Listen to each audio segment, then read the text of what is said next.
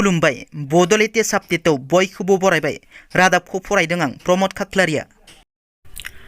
गिबि रादाबाव दङ क'क्राझाराव सासे हमगार्डनि गोथै देहा बोखांनो मोननायखौ लानानै गिखांनाय थासारि।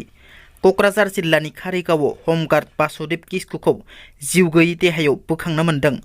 चिरां जिल्लानि सिडली पुलिस थानानि सिङाव थानाय गुरुभाषानि थागिबि बेंटल आउटपस्टनि हमगार्ड बासुदेब किस्कुखौ खास्रि बिस्रि बुथारनाय जाथायनि महराव क'क्राझार जिल्लानि कारिगावआव थांनाय हरनि समाव बोखांनो मोननाय जाथाया ओनसोलनाङैनो गिखांनाय लाबोदों।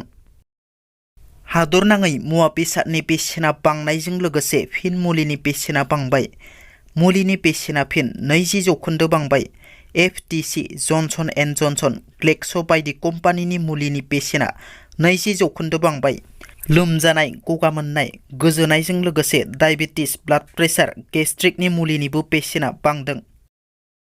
जाय समाव बर'नि राजखान्थि हान्जा माहारियारि आफादफोरा जयै बिटिआरआव क'क्राझार आरो उदालगुरि मोननै लकसभा बियाब जानांगौनि गोख्रों दाबि खालामगासिनो, बेबादि समावनो मंगलदैनि एमपि दिलीप सयकिया बिथाङा बेरफुसार बाथ्रा बुंथिदों। एमपि दिलीप सयकियाया खौरांगिरिनि सिगाङाव बुङो दि मोनसेबो सुक्तियाव लिरनाय गैया बिटिआरआव मोननै लकसभा समस्ति जानांगौ होनना।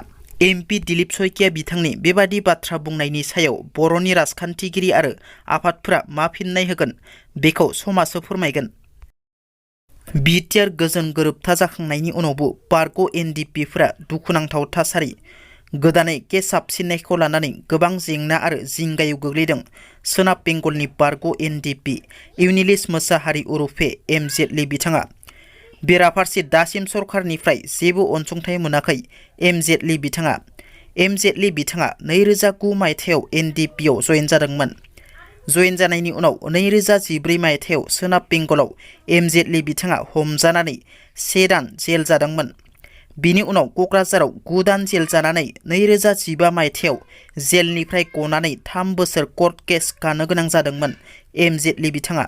आरो कर्ट केस गायै गायै दिनैसिम गानानै मा हिसाबाव केस गोदानाव खोख्लैबावना दोनखो होनना बिथाङा सोंथि खालामो आरो बे केस हाबसिननायखौ एसे मोजाङै नोजोर होनानै नायनो थाखाय खावलायो सरकारखौ। गुवाहाटी भाङाखर पुलिसा एम्बुलेन्सनिफ्राय हेर'इनजों लोगोसे सासे ड्राग्स फालांगि खालामग्रा सुबुंखौ हमनो हादों। AS01FC2735 नाम्बारनि एम्बुलेन्सनिफ्राय भाङाखर पुलिसा 4.13 ग्राम हेर'इनजों लोगोसे सासे सुबुंखौ हमनो हादों। हमजानाय ड्राग्स फालांगि खालामग्रा सुबुंखौ आमालुद्दिन आहमेद होननानै सिनायथिनाय जादों। दिनैनि रादाबा एसेनोसै। नोंथांमोना जुदि आंनि रादाबखौ खोनासंनानै मोजां मोनदोंब्ला अन्नानै लाइक, शेयार आरो साबस्क्राइब खालामनो दाबाव। गोजोन्थों।